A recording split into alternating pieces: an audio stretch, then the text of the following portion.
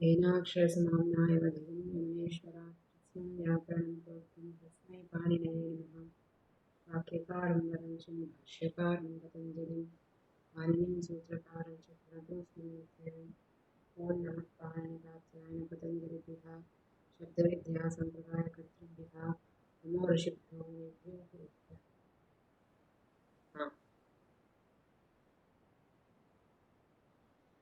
एतावता अस्माभिः कर्मणः प्रधान अप्रधानविषयाः कर्मणः भेदाः कति वर्तन्ते तत्रापि पुनः लक्षणानि कानि एकैकस्य लक्षणं किम् इति तत्र पूर्वपक्षसिद्धान्तपक्षविचारः इति एवं प्रकारेण बहवः विषयाः अधीताः। तत्रापि क्रियाद्वयम् एक एव कर्म अथवा क्रियाद्वयं तत्र एकमेव द्रव्यं कर्म अपि कारकान्तरमपि सम्भवति तत्र अभिधानं भवति चेत् कथं व्यवहारः इत्येते अंशाः एतावता अस्माभिः अधीताः। अधुना कश्चन नूतनः कर्मसम्बद्धः एव अंशः वर्तते येषः सकर्मकाकर्मकं निर्णयति। धातोः सकर्मकत्वम् अकर्मकत्वम् इति कथं निर्णेतव्यम् अथवा कति प्रकाराः अकर्मकाः धातवः कथं निर्णेतव्यम् इत्यपेक्षया अकर्मकाः धातवः कति प्रकाराः वर्तन्ते इति अत्र दर्शयति। तदनन्तरम् एतस्याः एव कारिकायाः ईषत् स्पष्टार्थम् अत्र अनुक्तः विषयः अन्यस्यां कारिकायाम् उक्तः। आभ्यां द्वाभ्यामपि कारिकाभ्याम् अकर्मकविषये स्पष्टता क्रियते। तावता कर्मणः अधिकारः वाक्यपदीये साधनसमुद्देशे यः आरब्धः सः परिसमाप्तः। तदनन्तरं पुनः करणाधिकार इति आरभ्यते। वयं अत्र कारिकाद्वयमपि अधीत्य पुनः सिद्धान्तकौमुद्याम् उपपदविभक्तिः द्वितीया उपपदविभक्तिः या अस्ति ताम् उपपदद्वितीयां पठामः। एतावता कारकद्वितीया कारकम् अपि कर्मकारकं कतिविधम् इति एते अंशाः अधीताः प्राक् सिद्धान्तकौमुद्यां। कर्तुरीप्सिततमं कर्म अकथितं च तथा युक्तं च अनीप्सितं गतिबुद्धिप्रत्यवसानार्थ एवम् अधिशींस्थासां कर्म अभिनिवेशश्च उपान्वध्याङ्वसः एतानि सर्वाण्यपि सूत्राणि कर्मसंज्ञाविधायकानि सूत्राणि तेषु विचारः यः प्रतिपादितः बालमनोरमादिग्रन्थेषु सः दृष्टः तस्यैव कर्मणः भेदाः एतावता साधनसमुद्देश आधारेण अधीताः। एतयोः कारिकयोः समापनात् परं तु वयं पुनः सिद्धान्तकौमुदीं पठामः। अत्र पश्यन्तु अकर्मकधातोः भेदान् दर्शयति। धातोरर्थान्तरे वृत्ते धात्वर्थेनोपसंग्रहात् प्रसिद्धेरविवक्षातः कर्मणो कर्मिका क्रिया। अकर्मिका क्रिया कथं भवति? धातोरर्थान्तरे वृत्तेः धात्वर्थेनोपसंग्रहात् प्रसिद्धेः अविवक्षातः कर्मणः इति चत्वारः विषयाः उक्ताः। के? धातोः अर्थान्तरे वृत्तेः इति एकम्, धात्वर्थेन उपसंग्रहात् द्वितीयं, प्रसिद्धेः तृतीयम्, अविवक्षातः कर्मणः इति चतुर्थम्। एवम् अकर्मिका क्रिया इति वक्तुम् एतेषु चतुर्षु यत्किञ्चित् तत्र भवति। एकैकस्य उदाहरणानि अत्र व्याख्याति। प्रसिद्धाद् अर्थादन्यत्रार्थे यथा धातुर्वर्तते तदा तत्र अस्य कर्मसमन्वयरहितक्रियावाच्या प्रतीयते। तद्यथा वहतिर्देशान्तरप्रापणवचनः सकर्मकः प्रसिद्धः भारं वहति इति। सः यदा नदी वहति इत्यत्र स्यन्दनक्रियाभिधायी तदा स्यन्दनस्य जलश्रुतिरूपस्य नद्यात्मभूतत्वात् किमिति अनुयोगाभावात् अकर्मकः इति धात्वर्थमात्रापेक्षया इयं भावना वहति स्यन्दनं करोति इति। प्रसिद्धात् अर्थात् अन्यत्रार्थे प्रसिद्धादर्थात् अन्यत्रार्थे कश्चन धातुः अर्थद्वये विद्यमानः। प्रसिद्धः अर्थः कश्चन, अन्यस्मिन्नपि अर्थे व्यवह्रियमानः कश्चन धातुः तस्य कर्मसमन्वयरहिता क्रियावाच्या प्रतीयते। तत्र कर्मणः समन्वयः एव असम्भवः भवति। उदाहरणार्थं वह इति धातुः, वह धातोः एकः अर्थः अन्यस्मिन् देशे प्राप्तिः, देशान्तरप्रापणम्, अन्यस्य देशस्य प्रापणं सः वर्तते वह धातोः अर्थः। यथा उदाहरणं भारं वहति। भारं कश्चन भारवाहकः भारं अस्मात् प्रदेशात् अन्यं प्रदेशं प्रापयति। तत्र वह इति धातुः तस्मिन् अर्थे प्रसिद्धः। अतः एतस्य वह धातोः सकर्मकत्वम्। एषः एव वह धातुः यदा नदी वहति इति वदन्ति तत्र अयं वह धातुः अकर्मकः। नदी वहति इत्यत्र वह धातोः अर्थः कः? स्यन्दनक्रियाभिधायी तदा। स्यन्दनक्रियाभिधायी नाम स्यन्दते अर्थात् एका गतिः सापि। अवगतं वा? सर्वे अवगच्छन्ति वा अत्र?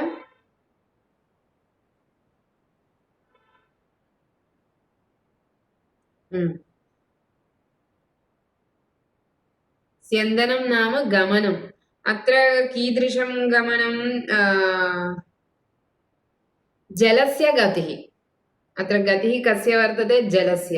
नदी वहति इत्यत्र स्यन्दनक्रियाभिधायी तदा स्यन्दनस्य जलश्रुतिरूपस्य, जलश्रुति नाम जलश्रवणं, श्रवणं नाम जलप्रवाहः, तादृशस्य नद्यात्मभूतत्वात् तत्र फलं व्यापारः उभयमपि नद्यामेव अस्ति इति कारणेन वह इति धातुः अस्मिन् प्रसङ्गे अकर्मकः।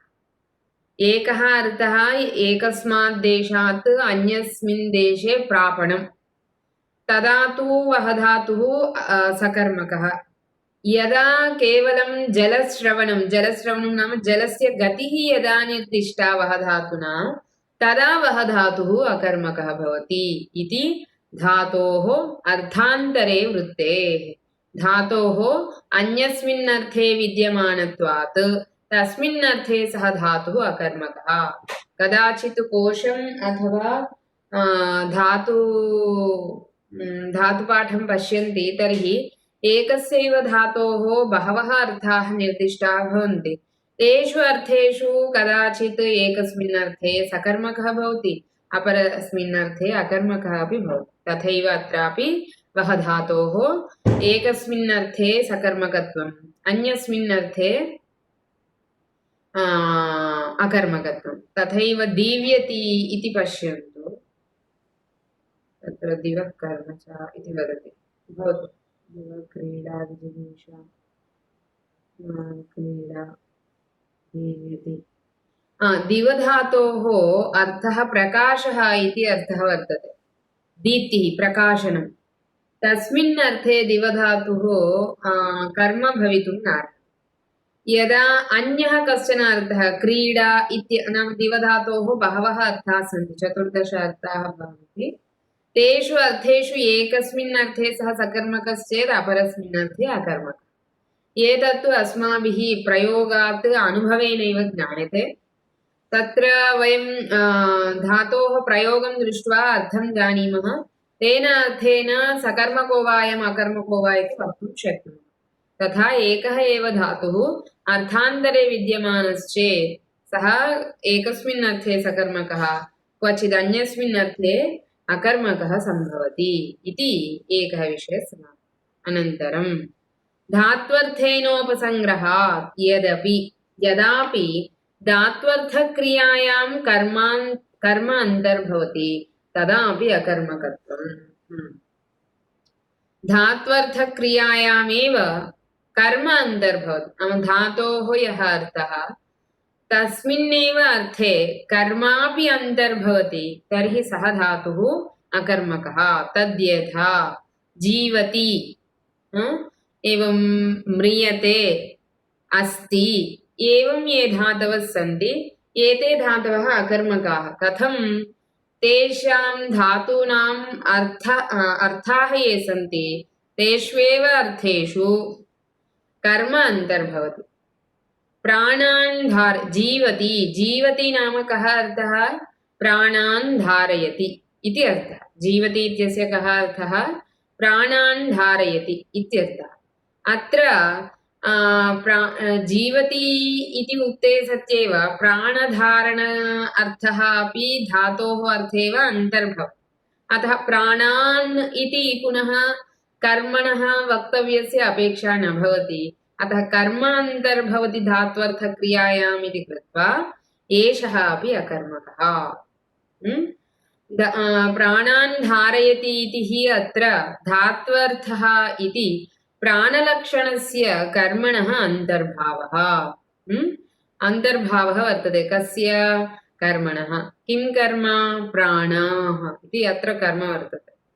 एवं म्रियते प्राणान् जहाति म्रियते नाम कः अर्थः प्राणान् जहाति। अयमपि मृ इति धातुः अकर्मकः अस्ति। किमर्थं म्रियते नाम प्राणानां त्यागः जहाति नाम त्यजति इत्यर्थः।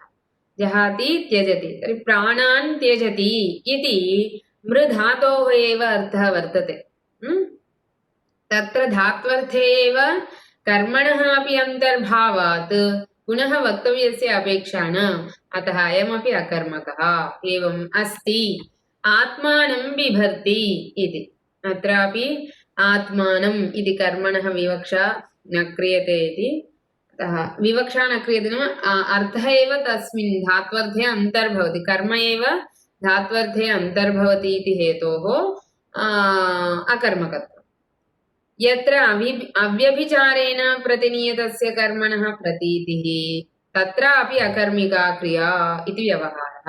तद्यथा वर्षति इति धातोरर्थान्तरे वृत्ते धात्वर्थेनोपसंग्रहात् प्रसिद्धेः। प्रसिद्धेः नाम यत्र अव्यभिचारेण प्रतिनियतस्य कर्मणः प्रतीतिः। प्रतीतिः नाम भाणम्। प्रतिनियतस्य कर्मणः अव्यभिचारेण। अव्यभिचारेण नाम व्यभिचारं विना। व्यभिचारं विना नाम कः अर्थः कदाचित् भवति कदाचित् न भवति इति व्यभिचारः। अव्यभिचारः नाम सर्वदा स एव भवति इति। यत्र अव्यभिचारेण प्रतिनियतस्य कर्मणः अर्थात् एषः धातुः प्रयुक्तः तर्हि धातोः कर्म सर्वदा इदमेव सम्भवति इति यत्र प्रतीतिर्भवति सोऽपि अकर्मकः। तद्यथा वर्षति इति। वर्षति इति उक्ते सति सामान्यतया कस्य प्रसिद्धिर्भवति कर्मणः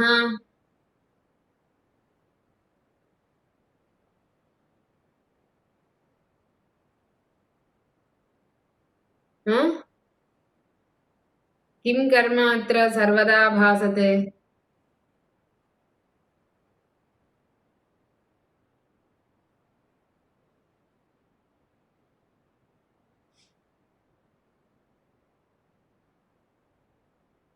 अवगतं वा न वा इदम् जलं भवति वा महोदय जलम् एवं किमपि नास्ति सुमति अत्र अधिकः विषयः एव नास्ति सर्वदा तस्यां क्रियायां एकस्यैव कर्मणः प्रसिद्धिः उपयोगः यथा वर्षति इति वदन्ति चेत् किं वर्षति जलं वर्षति इत्येव जलस्यैव बहुधा उपयोगः क्रियते अतः जल इति तत्र प्रसिद्धिः प्रसिद्ध्या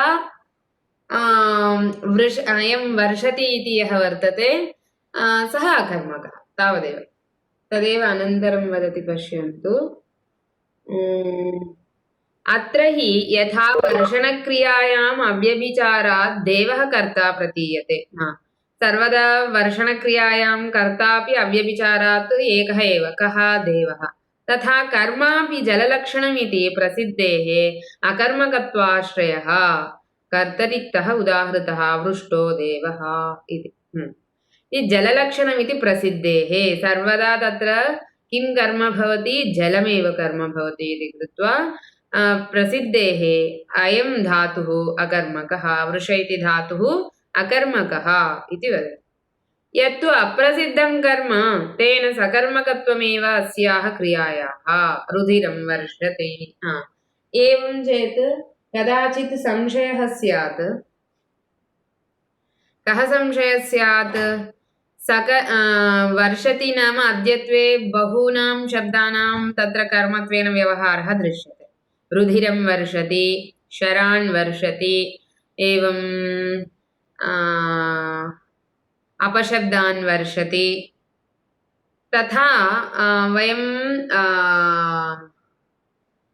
आशिषः वर्षति अथवा वर्षयति तथा अन्येष्वपि अर्थेषु नाम वर्षति नाम तस्य अधिकतया अस्मत्सु पतनम् इत्यर्थे प्रयोगे कर्मापि अन्यदन्यत् किञ्चित् सम्भवति रुधिरं वर्षति इत्यत्र रुधिर शरान् वर्षति इत्यत्र शर एते तु प्रसिद्धाः न वर्तन्ते वृषधातोः प्रयोगे रुधिर शर पांसवः इति एते ये सन्ति एते तु प्रसिद्धाः न सन्ति अप्रसिद्धाः सन्ति अधुना संशयः कः वर्षति इत्यत्र जलस्य यद्यपि प्रसिद्धिः तथापि क्वचित् अप्रसिद्धस्य विवक्षा तु कर्मत्वेन दृश्यते तदा अयं वृषधातुः सकर्मको वा न वा इति प्रश्नः तदा वदति सकर्मकत्वमेव अस्याः क्रियायाः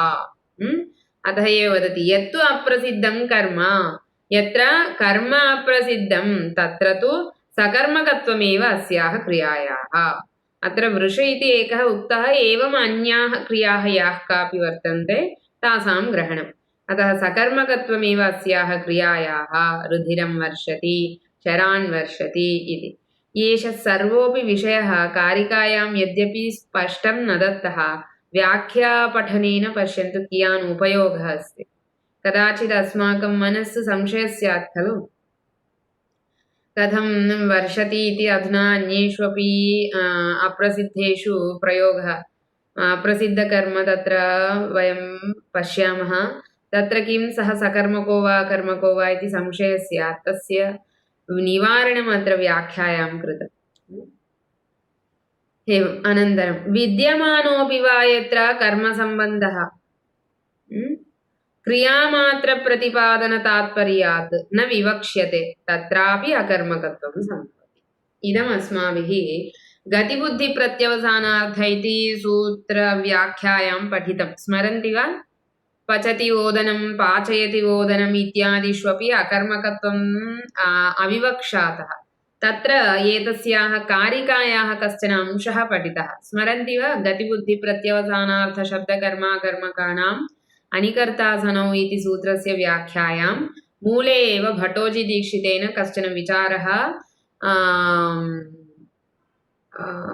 प्रतिपादितः अत्र गतिबुद्धि इति सूत्रे अकर्मक इति शब्देन केषां ग्रहणं सर्वेषाम् केषाञ्चन तु एवं कर्म सम्भवति परन्तु अविवक्षा कर्मणः अविवक्षायां सः अकर्मकः धातुः अपि सम्भवति तदा तस्य प्रयोगेऽपि निजन्ते गतिबुद्धि इति सूत्रेण कर्मसंज्ञा भवति वा इत्याशङ्क्य यत्र देशकालभावगन्तव्योद्भिन्नं कर्म न सम्भवति तादृशानामेव अकर्मकत्वेन ग्रहणमत्र इति प्रतिपादितं स्मरन्ति न वा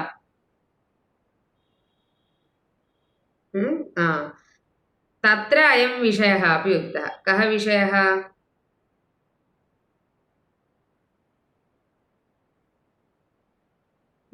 कः विषयः उक्तः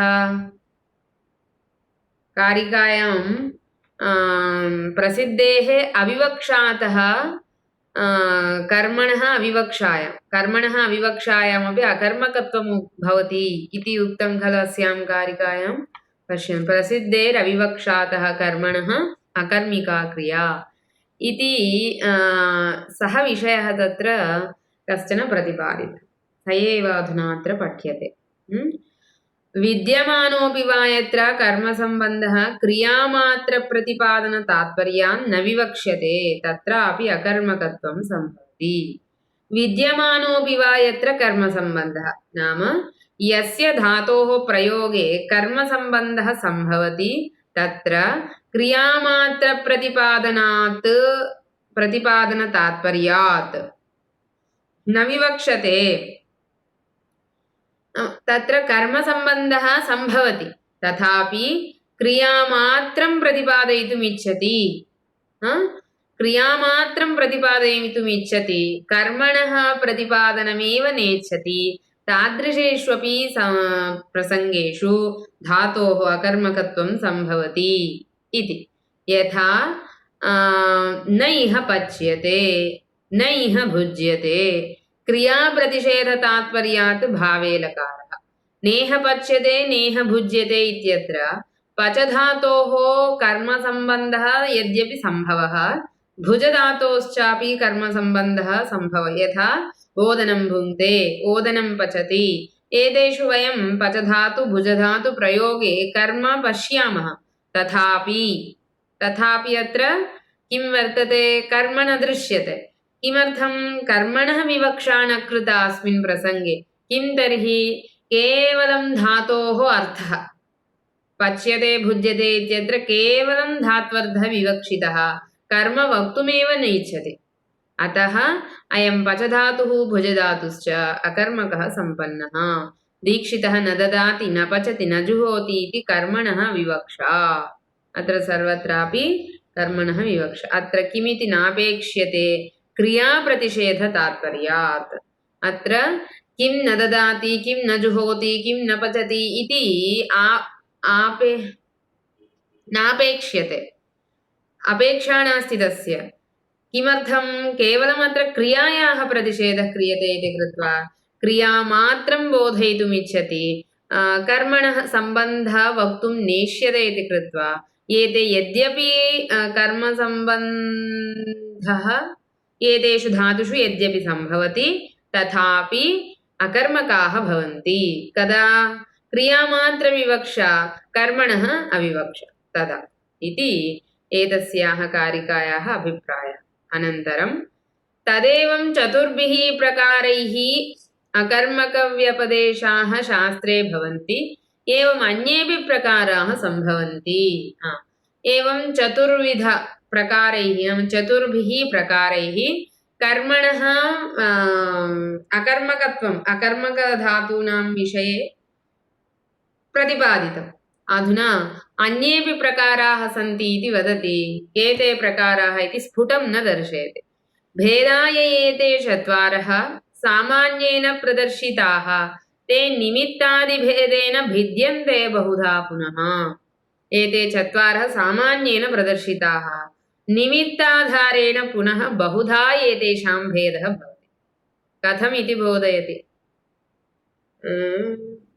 ययेते सकर्मकाणामपि धातूनाम् अकर्मकत्वनिबन्धनभूताः भेदाश्चत्वारः अभीताः ते निमित्तादिभेदेन अनेकप्रकाराः जायन्ते सकर्मकधातवः अपि अकर्मकत्वनिबन्धनभूताः सम्पन्नाः एवं केन चत्वारः भेदाः तत्र उक्ताः तत्र निमित्तादिभेदेन अनेकप्रकाराः जायन्ते निमित्तं सहाय उपसर्गादिः निमित्तं नाम सहायः कस्य सहायः अत्र इति चेत् एकः धातुः यद्यपि सकर्मकः तथापि कदाचित् अकर्मकः भवति ये कथं निमित्तैः के अत्र निमित्ताः के वर्तन्ते उपसर्गसंयोजनम् आत्मनेपदपरस्मैपद इत्येवम् आदयः अतः एव उपसर्गादिः इति वदति आदिशब्दात् देशकालादयः उदाहरणं वदति पश्यन्तु तद्यथा चरति हि देशान्तरगमनवचनः सकर्मकः अपि ऊर्ध्वप्रवृत्तिलक्षणः अर्थान्तरे प्रयुक्तः अकर्मकः निमित्तस्य शब्दान्तरप्रयोगस्य सामर्थ्यात् भवति। बाष्प उच्चरति, धूम उच्चरति इति। उच्चब्दवशात् धातुः अयम् ऊर्ध्वप्रवृत्तौ अकर्मकः। चर इति धातोः चरति नाम एकस्मात् प्रदेशात् अन्यं प्रदेशं प्राप्नोति इति चरधातोः अर्थः। तदा अयं धातुः सकर्मकः सम्भवति। परन्तु यदा एषः अर्थान्तरे अपि कस्मिन् अर्थे ऊर्ध्वदेश नाम उपरि तस्य चरणं भवति इति यदा वदन्ति तदा अयम् अकर्मकः। ऊर्ध्वदेशगमनं कदा भवति? यदा तत्र उत् इति उपसर्गयोजनं भवति। धूम उच्चरति नाम उत् इति उपसर्गयोजनेन अत्र चरधातोः अर्थः ऊर्ध्वदेशगमनम् इत्यर्थः। तदा अयम् अकर्मकः सम्भवति। अवगतं वा? उपसर्गवशात् अन्यः अर्थः आगतः, अतः अयं तस्मिन् अर्थे अकर्मकः। आधिग्रहणात् क्वचित् आत्मनेपदप्रयोगात् अकर्मकत्वाभिव्यक्तिः उत्तपते वितपते इति भासते इत्यर्थः। यावद् भक्तम् उपतिष्ठते भोजनकालं यावद् उदीक्ष्यते इत्यर्थः। अकर्मकाच्च इति आत्मनेपदम्। आदिग्रहणात् उपसर्गादिः इति उक्तं खलु, अतः तत्र आदिग्रहणात् कदाचित् आत्मनेपदप्रयोगवशादपि अकर्मकत्व अभिव्यक्तिः इति वदति। उत्तपते वितपते तप इति धातुः तस्मात् सः उद् इति उपसर्गेण युक्तः, तदा भासते इत्यर्थः अकर्मकः सम्पन्नः इति। एवं अन्यदपि उदाहरणं वक्तुं घटं जानाति अत्रैव अस्ति, पश्यन्तु। सर्पिषः जानीते, मधुनः जानीते। अत्र ज्ञाधातोः अकर्मकत्वं। यद्यपि घटं जानाति विषयं जानाति तत्र ज्ञाधातुः सकर्मकः, तथापि अत्र सर्पिषः जानीते, मधुनः जानीते इति अयं यः ज्ञाधातुः वर्तते एषः कीदृशः अकर्मकः। किमर्थम्? आत्मनेपदप्रयोगेन। कथम् इति चेत् तेन उपायेन प्रवर्तते इति। ज्ञानपूर्विकायां प्रवृत्तौ अत्र धातुर्वर्तते अपह्नवे ज्ञः इति सूत्रेण अत्र आत्मनेपदं। कदा अकर्मकत्वं यदा अस्ति तदैव ज्ञाधातोः आत्मनेपद व्यवस्था कृता। अतः आत्मनेपदादपि वयं धातोः अकर्मकत्व सकर्मकत्व विचारं कर्तुं शक्नुमः इति वदति। वाक्यसामर्थ्यात् क्वचित् अकर्मकत्वाभिव्यक्तिः तद्यथा नदी वहति इति। नदीलक्षणकर्तृविशेषसामर्थ्यात् स्यन्दनवचनतायाम् अकर्मकत्वम् एवं वायुर्वहति इति। वाक्यसामर्थ्याद्वयं तत्र प्रयुक्तस्य धातोः अर्थेन सः धातुः सकर्मको वा अकर्मको वा इति वक्तुं शक्नुमः इति वदति। एषः पूर्वम् उक्तः एव। तत्र यद्यपि केवलं वः धातोः प्रयोगे अर्थं ज्ञातुम् असमर्थाः भवेम, यदा वाक्यस्य प्रयोगः तदा तु धातोः अर्थः कः इति स्फुटः भवति। अतः वाक्यसामर्थ्यात् धातोः सकर्मकाकर्मकत्वम् इति बोधयते। यथा नदी वहति वायुर्वहति, अत्र अयं वह इति अकर्मकः, नदी वहति इत्यत्र इति वदति। तथा कर्मकर्तृविषये कर्मणः कर्तृत्वप्रतीतिवशाद्